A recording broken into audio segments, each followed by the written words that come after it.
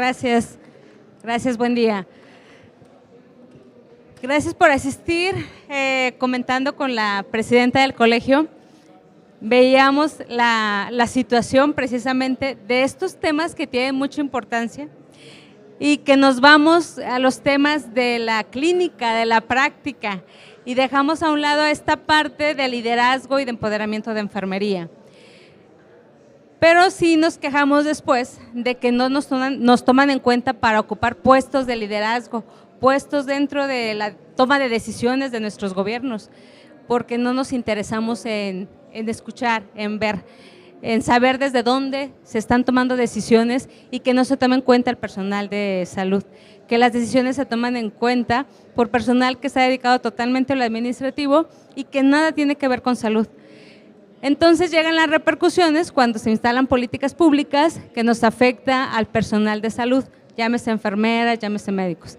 Pero si nunca estamos involucrados en estos temas, en cómo se toman las decisiones, en cómo se pueden generar políticas públicas que mejoren la situación de los usuarios y de nosotros como personal, pues vamos a seguir así, en el limbo, enfermería siendo invisible.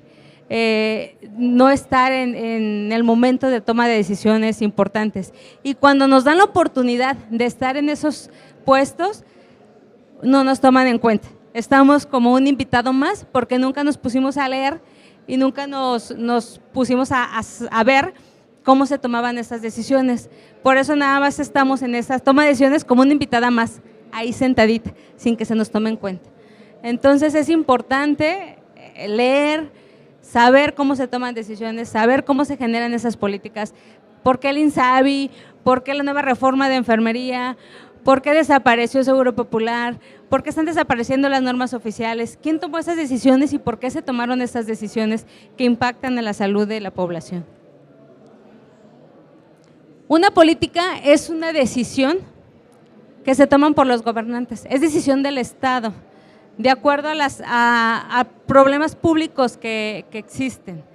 Esa es su función principal de los estados. Una política en salud son aquellos elementos, aquellas decisiones y estrategias que sirven o se toman las decisiones para mejorar la salud de la población.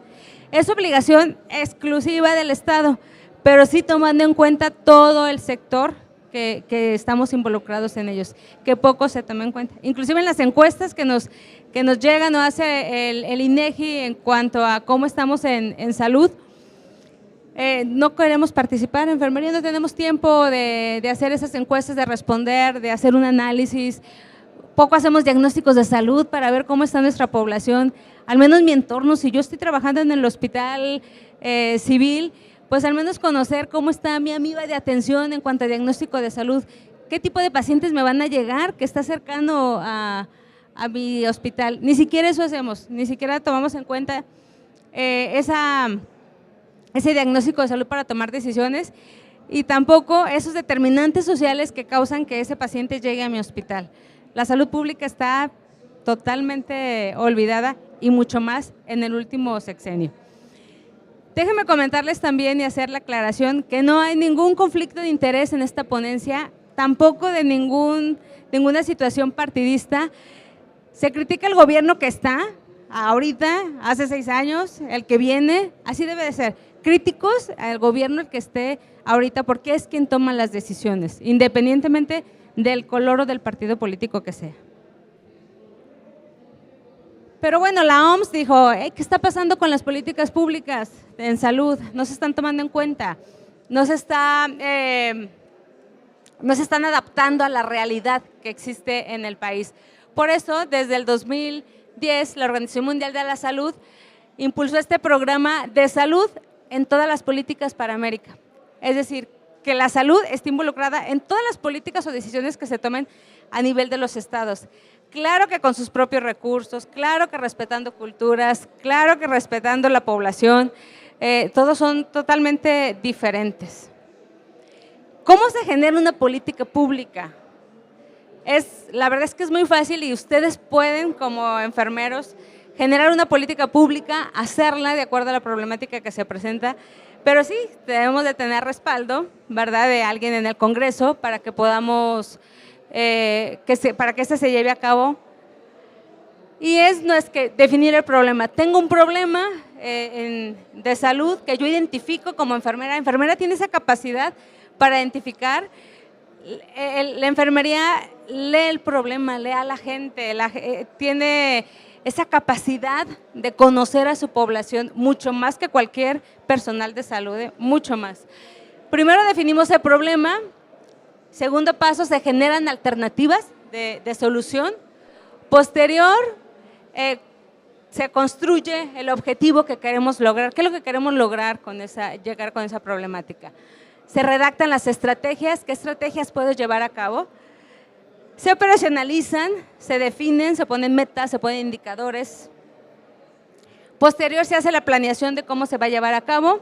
Se ejecuta, vemos resultados, se evalúa y se retroalimenta. Hay indicadores para medir las políticas públicas, que son las MIR, de acuerdo a resultados.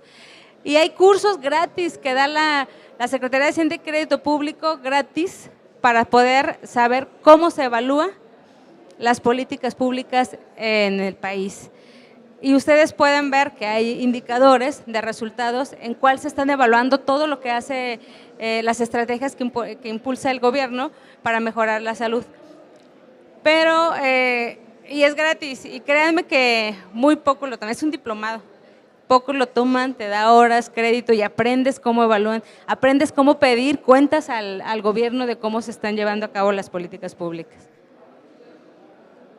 Les puse varios ejemplos de políticas públicas que no son programas, no es parte del gobierno de un programa ya establecido, un plan establecido. Empezamos con el Programa Nacional de Salud. Cada año se tiene que hacer un Programa Nacional de Salud y es una política pública en salud hacer ese programa. El de este sexenio empezó en el 2019, en el 2024, porque hubo una modificación dentro del Congreso para poder arrancar todos los planes de desarrollo. No debían de ser antes de que saliera el gobierno anterior y tendrían que esperarse a que terminara todo el sexenio y todo lo planeado por el gobierno anterior para que el nuevo gobierno impulsara el nuevo plan nacional los nuevos planes de desarrollo. Por eso es hasta el 2019, aunque el gobierno haya iniciado en el 2018. Seguro popular, que sí era seguro y sí era popular, la verdad. Muchos no sé si ustedes, pero muchos de los que estamos aquí en la Expo tuvieron o atendieron a una paciente que la tuvo que derivar al Hospital Puerta de Hierro o al Hospital San Javier, porque estaban subrogados por Seguro Popular.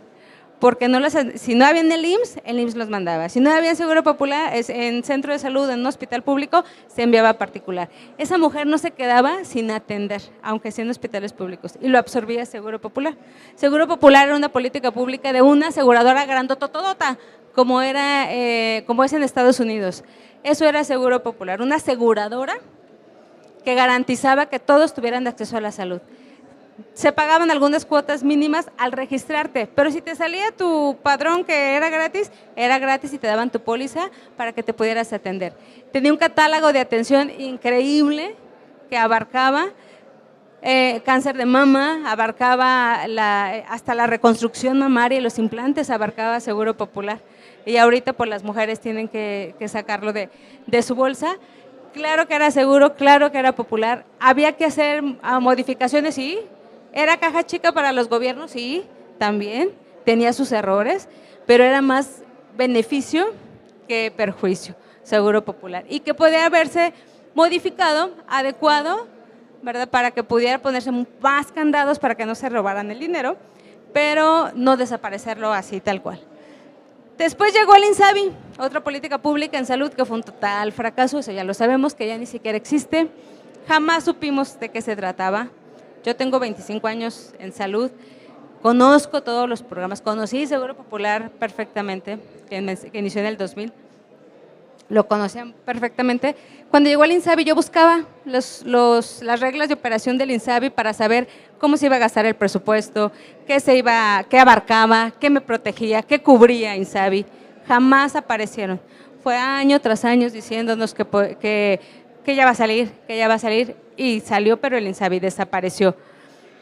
No supimos en qué se gastó el presupuesto que estaba de Seguro Popular, los fideicomisos para enfermedades que eran gastos catastróficos, tampoco se supo dónde quedó ese dinero y pues fue un total fracaso que terminándose INSABI. Ahora le apuestan a IMSS Bienestar.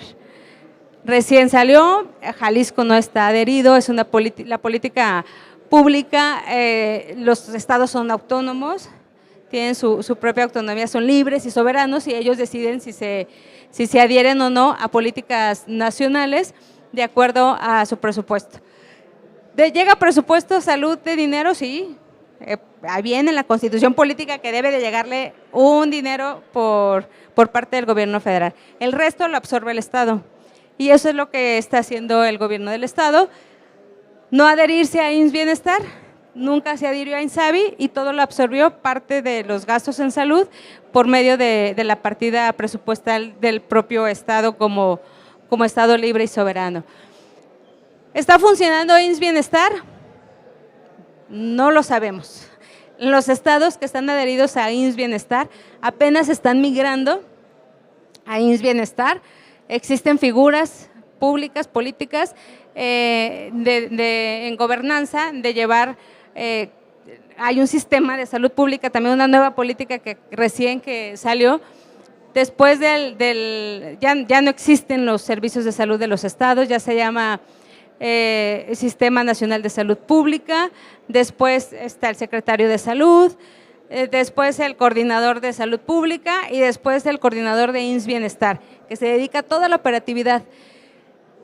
Divididos, desafortunadamente, y cada quien trabajando por su parte. Entonces, mientras no llegue IMSS Bienestar, pues no podemos hablar de la experiencia que es estar en IMSS Bienestar. Hablo de los otros estados, conozco a compañeros secretarios de salud que están en otros estados y es lo que me han comentado. Después, hay otra política pública de prevención y promoción de enfermedades. Continúa así, es una política que debe de estar, a fuerza debe de estar dentro de los gobiernos del Estado porque con ello disminuyen enfermedades y se controlan enfermedades. Sin embargo, estas están reguladas por normas oficiales, la norma oficial contra cáncer de mama, contra tuberculosis, contra diabetes mellitus, contra enfermedades cardiovasculares, todas esas normas oficiales que vienen ahí inscrito en las normas oficiales que debe de haber un recurso económico para que esos programas se lleven a cabo. ¿Qué es lo que se propuso y se llevó a cabo? Desaparecer esas normas oficiales. En diciembre desaparecieron 40 normas oficiales, la gran mayoría dedicadas a prevención y control de diabetes mellitus, de enfermedades crónico-degenerativas. ¿Por qué desaparecieron esas normas? Decía el subsecretario de Promoción y Prevención, que el doctor Hugo López-Gatell, que eran obsoletas, que eran viejas y que no servían, que los programas podían llevarse tal cual como un programa de acción específica. Sin embargo, existen las normas oficiales por algo. Las normas oficiales están a la par de la Constitución política en legalidad. Si yo violento una norma oficial, pues voy a la cárcel, igual que a ese nivel de legalidad. Si yo me acusa un paciente que le hice mal un procedimiento, lo primero que se van es, ¿cumplió con la norma oficial? ¿El procedimiento iba conforme a la norma oficial? No, es suficiente para poderle generar un delito. Entonces, de ese grado son importantes las normas oficiales y no las puedes quitar de un pincelazo. Eso es imposible, pero pues en este gobierno nada es imposible y lo logró. 40 normas oficiales se eliminaron y con eso presupuesto para esos programas de prevención y promoción. Porque ya no hay ningún lado donde te exija que debas de tener, que deba de darte dinero para esos programas de prevención y promoción. Estrategias de vacunación. México es el país con el mejor esquema de salud de vacunación en el mundo. Hace tiempo, unos 6 años, fui a un congreso a Francia, a Pasteur, de vacunología precisamente. Y la India expuso el caso que tenía muchos casos de poliomielitis porque no sé, que era muy difícil controlarlo porque no podían hacer campañas para que se tomaran las gotitas de polio. Había como una barrera increíble en la cultura en la India y tenían ese grave problema cuando aquí los damos a destajo, hacia todos, hasta los perritos, se los damos a veces a todo mundo. Y allá en la India tenían ese grave problema. Cada país tiene un problema en cuanto a salud, pero a mí se me hizo increíble. Y sobre todo cuando traen las cartillas de Estados Unidos para que se las cambiemos por las de aquí de México, y vemos que su esquema son 6 vacunas, cuando nosotros tenemos, ¿cuántas tenemos, jefa? 30 vacunas dentro del esquema básico. El mejor sistema de vacunación lo tiene México. ¿Por qué? Pues porque es más barato prevenir enfermedades que curarlas. Que se pensó en esa política de vacunación precisamente por eso, en la prevención. Y ahorita, pues no sé cuántas vacunas haya, pero sí hemos tenido un gran déficit. Esta iniciativa de reforma de ley para generar o expedir una ley de enfermería se expuso como propuesta en noviembre del 23. No sabemos si participaron de enfermería en esa iniciativa de ley para el ejercicio de la enfermería. Sabemos que tenemos una norma oficial para el ejercicio, la 019, pero no teníamos ninguna ley. Esta ley como iniciativa, pues tenemos que frenarla a como dé lugar. Por eso es importante estas charlas, involucrarse más en la política. Y no política a mi beneficio, como un político que voy y pido votos, no, en la toma de decisiones dentro de las políticas públicas.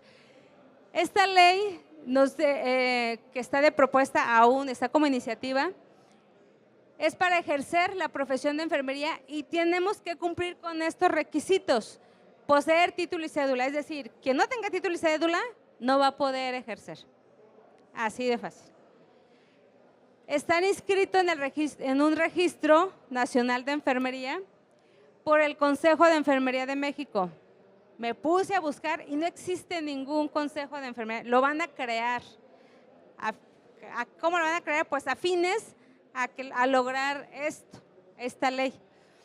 Cumplir con programas de actualización respaldados por organismos nacionales e internacionales. Si venimos a la Expo, que es gratis, vamos a pagar cursos que estén avalados a nivel internacional, pues eso va a ser imposible. Esta ley la propuso, esta iniciativa, Araceli Ocampo Manzanares, del Grupo Parlamentario de Morena.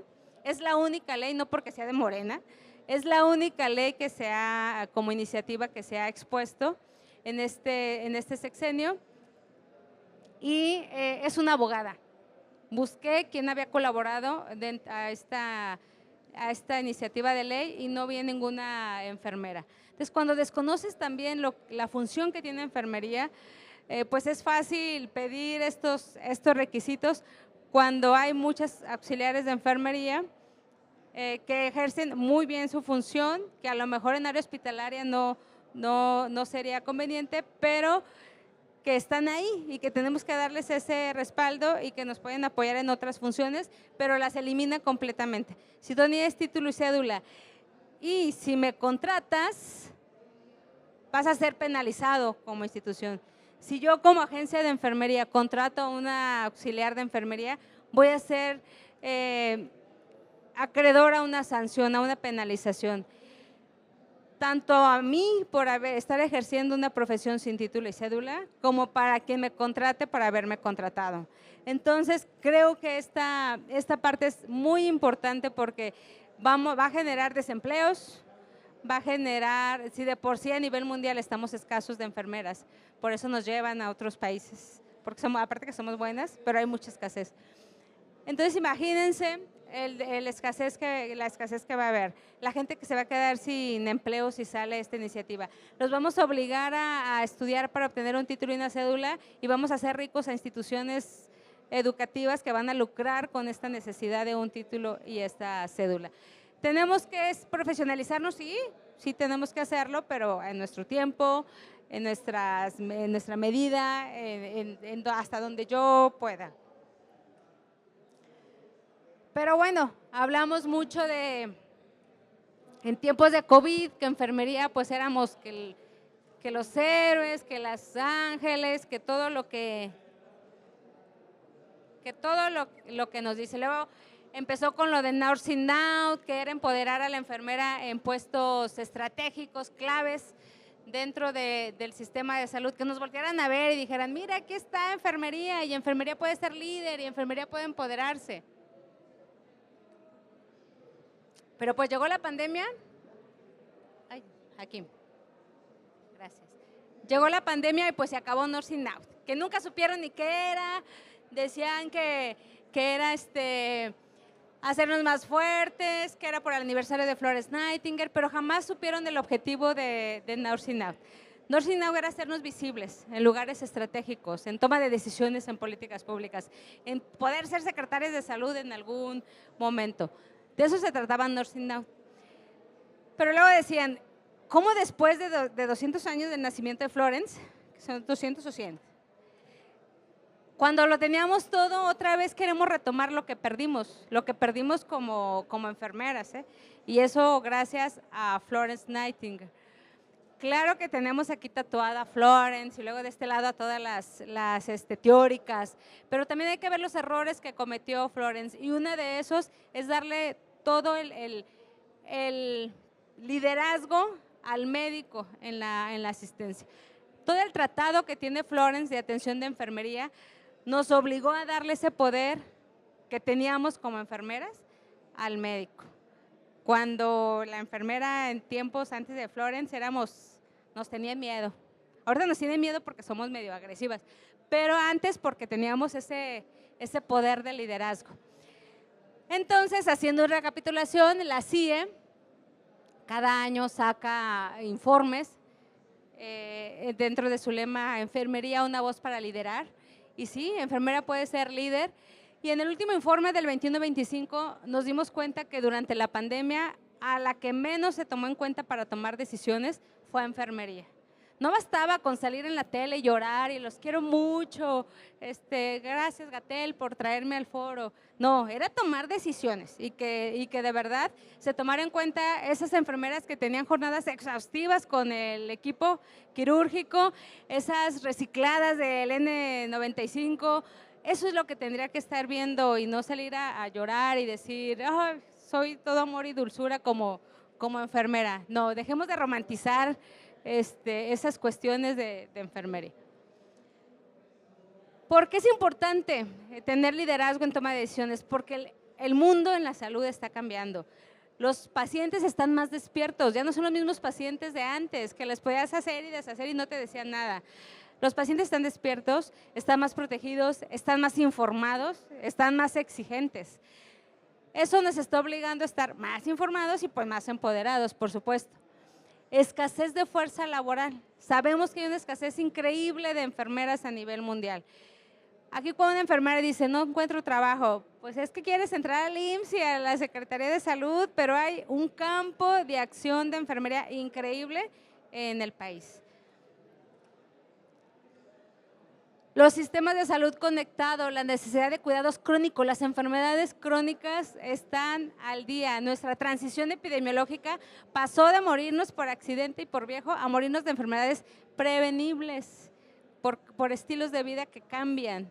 Eso nos llevó a cambiar esa transición epidemiológica y cambiarnos el chip de decir, no, algo tenemos que hacer, algo estamos haciendo mal como sistema de salud. Eso nos está obligando a tomar decisiones. La inteligencia artificial, sabemos que ya hay hasta enfermeras robot que participaron durante la pandemia. Está Elsa y está una Florence 2.0, una enfermera contratada por la OMS para atender durante la pandemia, que vino a suplir todas las funciones que hacía la enfermera comunitaria dentro de la OMS. Es una aplicación que te metes a la página de la OMS y platicas con Florence y ella te da todas las cuestiones para cambios de estilos de vida saludable, te hace una dieta, te hace ejercicios, te platica contigo, te dice cómo dejar de fumar. La verdad es que, y es la primera enfermera contratada con inteligencia artificial por la OMS. Claro que va a llegar el momento, lo va a llegar, y ya hemos platicado de eso en otras ocasiones que me ha invitado la maestra Lupita. Demanda de servicios, carga de pacientes, sabemos que todos tenemos carga de pacientes y con ello por riesgo a equivocación. Necesidades de salud mental y bienestar para el personal de enfermería. Las enfermeras estamos deprimidas, el hecho de que estemos contentas no quiere decir que tengamos un grado de depresión. La salud mental se toma como un juego y es la parte más importante. Si no tienes una buena salud mental, pues no vas a poder atender a nadie, ni siquiera a ti. Y no es estar fingiendo que todo está bien. Centrarse en resultados y ser rentables. Los servicios de salud deben de ser rentables, deben de ser asequibles, debe de haber equidad, no igualdad, equidad, que ese dinero que hay en salud se reparta de forma igual. Nada que el 80% del presupuesto se va a hospitales y el 20% a la prevención, que es primer nivel. Y así está el presupuesto.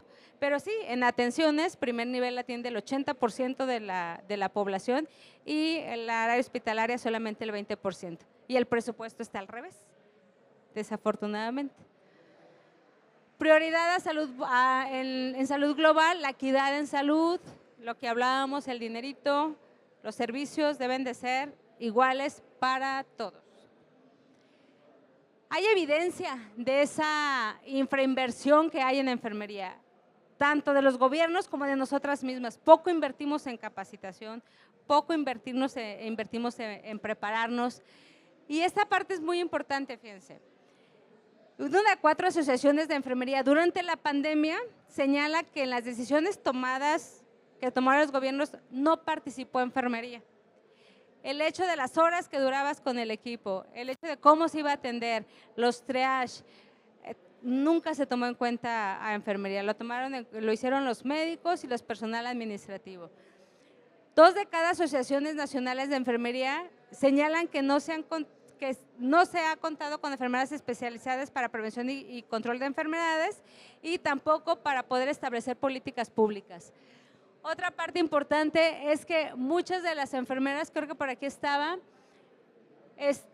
sobrecalificadas, se sienten que todo lo que yo me preparé, todos los cursos que tomé, mi licenciatura, mi doctorado, no están tomándose en cuenta para enfermería.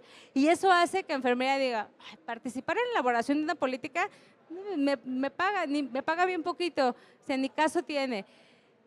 Cuando hice el doctorado de políticas públicas dije, pues, ¿de qué se tratará? Ha de estar interesante, me llamó la atención porque venía la parte de administración, pero cuando vi que se trataba de pura política pública, la verdad es que es increíble todo lo que podemos hacer por el país cuando te involucras. ¿Y cómo participa enfermería de verdad con políticas para cambiar la atención en salud? Primero, sabemos que enfermería tiene esa capacidad de reconocer los problemas de salud y ustedes lo saben, que aunque estén en el área hospitalaria, saben esa problemática que se encuentra. También intercedemos en beneficio del paciente, siempre estamos buscando cómo hacer que el paciente se encuentre bien, cómo hacer para conseguirle esa vacuna, ese medicamento, esa consulta que urge y que está dentro de 6 meses, pero que sabemos que nuestro paciente lo necesita. Somos, la verdad, muy benefactoras e intercedemos muchísimo por nuestros pacientes. La enfermera sabe leer el mundo, tiene esa capacidad. La verdad que a veces que veo la imagen de la enfermera que tiene muchas manos, digo, sí somos así, ¿verdad? Y también otra mano para apuñalar también. Pero todas esas manos que tienen para apoyar, de verdad que enfermería sabe leer el mundo, conoce el mundo, tiene esa experiencia amplia para conocer a sus pacientes. La gente confía en las enfermeras, confía mucho más que en otro personal sanitario. Sí, a veces solamente van a los centros de salud para que los escuches porque confían en que lo que te dicen va a tener un resultado. Enfermería puede desarrollar con astucia muchas políticas públicas, pero debemos de tener en cuenta esto, comprender el proceso legislativo, qué es la mayoría en el Congreso, quiénes son los diputados, qué es la mayoría relativa, qué hacen los diputados federales, los locales, cómo se mete una iniciativa. Debemos de conocerlo, saber cómo se legisla, cómo son las políticas públicas. Tener habilidades también dentro de la política para abogar por la comunidad. Y eso lo conocemos. Yo siempre he dicho que cuando enfermería se mete a la política, no debe de ser para mi beneficio, ni para tener poder, ni para verme como la enfermera diputada o la enfermera senadora. No, si yo estoy ahí es porque voy a hacer, uno, por mi gremio, primerito. Yo en cuanto llegara, si tuviera esos puestos, primero legislar para mejores condiciones para enfermería. Después, mejores condiciones para mis usuarios. Pero ¿por qué primero enfermería? Porque si no tenemos una buena estabilidad y todas las mejores condiciones para trabajar, pues difícilmente vamos a ver por el usuario. Entonces, lo primerito legislaría por enfermería y posterior por los usuarios. Saber quiénes son los responsables. ¿A quién me tengo que acercar cuando quiera formular una política pública? ¿A un diputado, a un senador, a un diputado local, al presidente del Congreso, al presidente de la mesa directiva de salud, a la regidora de salud? ¿A quién me debo de acercar para poder plantear una política? También de conocer la conciencia o la capacidad que tengamos en enfermería para apoyar esas políticas y tener una participación en el proceso político. El hecho de decir participar en el proceso político no es ir a pegar calcas ni echar porras a la diputada que se está lanzando o al diputado que se está alzando, al enfermero o al médico, a quien esté. Eso no es participar en un proceso político. En un proceso político es sentarse en una mesa de esos candidatos que van a ser a gobernador, a presidente de la República, a diputado local, federal. Es sentarnos en las mesas de trabajo y establecer con ellos agendas en salud, en beneficio de enfermería, para que cuando llegue al poder se lleven a cabo. Eso es trabajar en ese proceso político, no ir a pegar calcas ni echar porras al político, porque después se olvidan de nosotros. Ya llegan y, oiga, diputado, ¿quién eres? ¿Cómo? Si estuve de sol a sol poniéndome ahí las calcas en la glorieta de los desaparecidos. Enfermería tiene ya historia dentro de la participación. Florence participó mucho en política interna dentro de su hospital. Fue muy buena, la verdad es que yo admiro todo lo que logró, pero siempre no cacareó lo que lograba. Y eso hizo que los médicos dijeran, ¡ay! ¿A poco hiciste esa gráfica o ese análisis estadístico para prevención de infecciones en el hospital? Pásamelo. Y se lo quedaban y se lo dejaba el médico. ¿A poco hiciste esa estrategia de lavado de manos?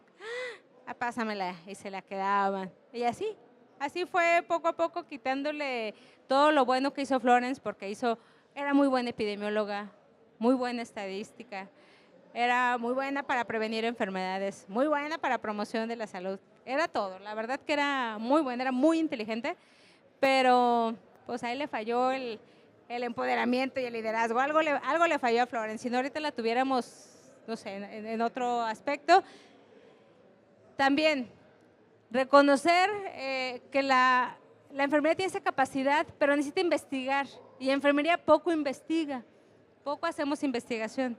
Investigamos para cumplir con una tesis y podernos graduar, o para cumplir con el postdoctorado, o con el posbásico, que tenemos que entregar pero esas investigaciones que se convierten en solo diagnóstico, porque nada más hacemos un proyecto de investigación, hacemos el diagnóstico y jamás hacemos intervención. Luego lo metemos ahí al cajoncito del escritorio y ya tengo mi título y mi cédula. Pero no tenemos esa capacidad de investigar y para poder ejercer ese liderazgo dentro de la práctica. ¿De qué manera enfermería será consciente? ¿Cómo podemos ser conscientes de todas estas enfermeras que vienen y que están todas aquí en la expo, de que son capaces de poder participar en políticas públicas? Primero, que se autorreconozca como un actor de verdad en términos políticos y que para ello necesita ampliar sus conocimientos. El marco legal que rige su práctica, muchos sabemos que de la norma 019, muchos sabemos que se está haciendo la reforma de ley de enfermería, del ejercicio de enfermería. Poco sabíamos que se estaba modificando, que se eliminaron normas oficiales que eran indispensables para el trabajo que llevamos todos los días. Mientras no conozcamos ese marco legal que rige nuestra práctica, es más, ni las guías de práctica clínica de enfermería conocemos. Y luego decimos, ¿en qué me equivoqué? ¿Por qué me está levantando un acta? ¿Por qué me está llevando a la cárcel? Pues porque había una guía de práctica clínica que te debías de seguir. Por eso se llama guía de práctica clínica. Normas sobre la regulación de salud, el presupuesto que se otorga a salud. ¿Sabían que en los últimos años ha disminuido un 40% el presupuesto a salud? Y no lo digo yo. Cada año se publica el presupuesto de egresos de la federación y si lo comparas con el anterior, viene disminuido. Menos para salud, 200% más para las obras faraónicas, pero a salud, menos. Debemos de saber y conocer ese presupuesto que se otorga a salud, cómo se distribuye. Eso también es muy importante. ¿En qué programa se distribuye? ¿Para qué se distribuye? ¿Quién lo recibe? ¿A quién le dan? ¿Cuánto le dan? ¿Cómo lo comprueba? ¿Cómo lo evalúa? Esa es la que debemos de conocer.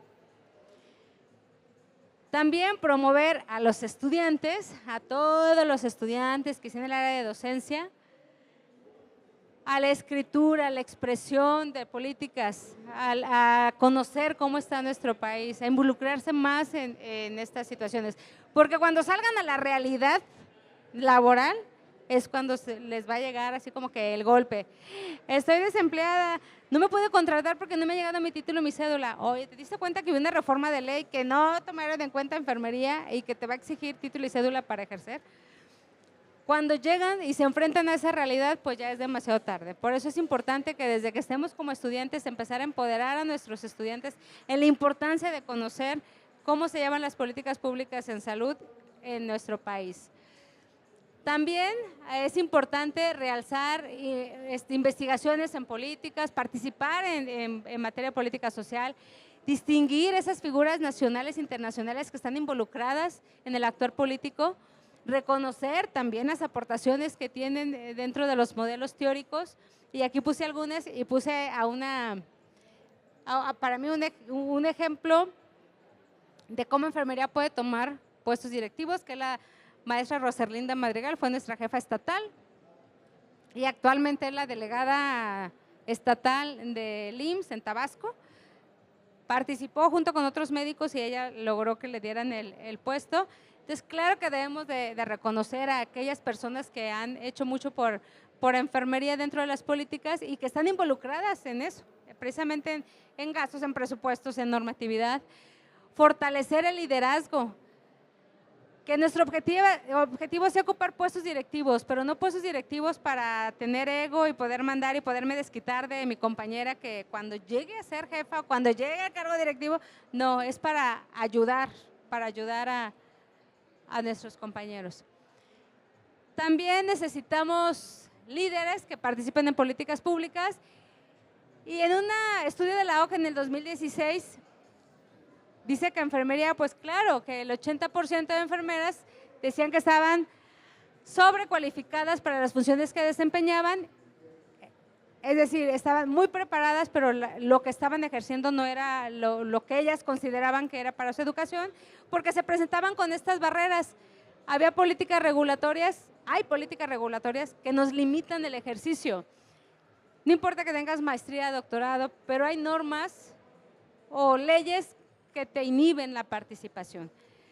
Desequilibrio de poder y oportunidades para influenciar en las políticas sanitarias. Siempre que se toma una decisión en salud, ¿a quién invitan? A un médico, a un personal médico, a un personal administrativo, pero nunca invitan a una enfermera.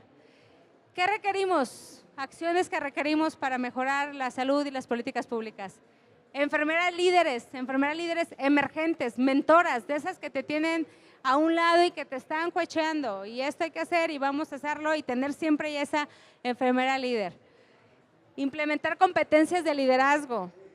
Pocos enfermeros líderes tenemos y vemos que empieza una a liderear y serse más grande, pues rápido hay que bajarla poquito, ¿verdad? progresar en aprendizaje de presupuesto en salud, de finanzas en salud, de diseño de políticas, de marcos regulatorios, priorizar la salud para liderar con ella, construir alianzas, eso es muy importante, dentro y fuera del sector salud. Solas no podemos, pero sí crear esas alianzas que nos puedan ayudar a mejorar. Traducir esas conclusiones de investigación que les decía en hechos, en impacto en políticas y en la práctica. No solamente dejarlas, esas investigaciones, ya investigué, ya sé la problemática, ya tengo ese diagnóstico y lo guardo en un cajón. No, hay que implementarlo, hay que hacerlo realidad, si no se va a quedar como un mero documento. ¿Qué han hecho los organismos internacionales? Hay que implicar expertos internacionales, la CIE, que es el Consejo Internacional de Enfermería, nos invita y somos parte, México es parte de la CIE y el colegio así como es una ramita, el Colegio de Enfermeras es una ramita también de la CIE porque está dentro de los organismos que trabajan con la CIE a nivel internacional. Abogar por la contratación de enfermeras jefes de gobierno, enfermeras secretarias de salud, enfermeras directoras de un hospital, que estén presentes en los foros de alto nivel donde se toman decisiones en salud. Si ven que ese enfermero está peleando para modificar esa iniciativa de ley para enfermera, pues apoyarlo, ir a sus foros, escucharlo, ver sus propuestas. Pero ayer que lo vi solo allá afuera del Congreso, dije, ¿cómo es posible que nos vaya a afectar y no estemos apoyándolo? Aconsejar y apoyar estándares para lograr que esas enfermeras lleguen al gobierno. Apoyar esa red de líderes, debe de haber una red de líderes y se los va a dejar de tarea, de esas líderes a nivel nacional e internacional, apoyar esa red y poder lograr ser líderes en cuanto a intercambio de conocimiento. ¿Qué barreras nos presentamos? Pues ya las hemos visto. Políticas que limitan, creo que ya lo desequilibrio de poderes, acceso inadecuado a la formación de enfermería, eso sí, también. Hay un acceso inadecuado, por eso muchos no hacen maestrías, no hacen doctorados, no hacen postdoctorados, porque son caros. La universidad que debe de ser pública es muy cara en maestrías y doctorados, la universidad. Muchas limitantes. Quiere que estés todo el día ahí con ellos y, oiga, tengo que trabajar, si no, no como y no estudio. Entonces, y tener ese acceso adecuado. Falta de conciencia de esos grupos que tienen el poder de involucrar a enfermería en esa toma de decisiones. Y bueno, es una frase de Florence Nightingale, que no es que no la quiera, yo le dije que sí la quiero y claro que la tengo tatuada y todo lo que conocemos de Florence, pero hay que ver también sus debilidades y los errores que cometió durante la formación, que nos tiene aquí pidiéndoles que se empoderen, que sean líderes, que participen en decisiones. Si Florence hubiera seguido bien el caminito, no estuviéramos aquí hablando y tratando de convencerlas de lo importante que es participar en toma de decisiones para mejorar la salud. No te limites a ti mismo, nunca te rindas, nunca te conformes. Eso debe de ser enfermería. Enfermería no tiene límites, los límites nos los ponemos nosotros. Muchas gracias. Me fui rapidito porque hay poquito foro. Muchas gracias.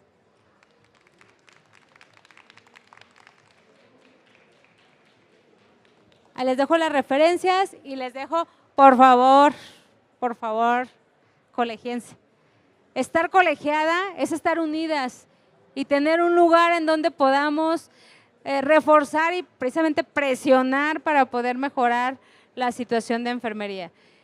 Pero si no estamos organizadas, si no estamos en un lugar donde nos convoquen, donde estemos todos caminando bajo un mismo fin, pues difícilmente podemos lograrlo. Así es que los invito a colegiarnos.